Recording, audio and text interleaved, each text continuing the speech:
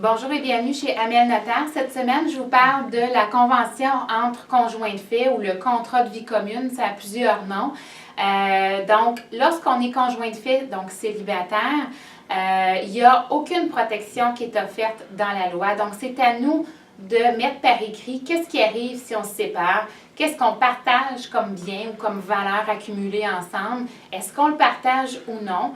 Donc, c'est à travers ça qu'on le met par écrit. C'est un peu l'équivalent du contrat de mariage que les gens se font lorsqu'ils sont mariés. Mais le mariage apporte un cadre déjà prédéfini dans le Code civil, ce qui n'est pas le cas pour les célibataires.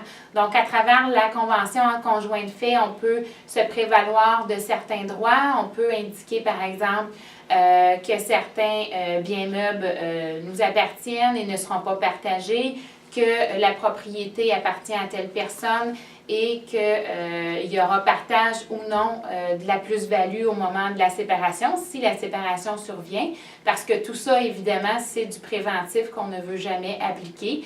On prévoit certains droits de rachat au besoin. Est-ce qu'on partage ou non le fonds de pension? Est-ce qu'on partage ou non nos REER, nos placements? Donc, c'est une liberté qui est offerte aux conjoints de fait.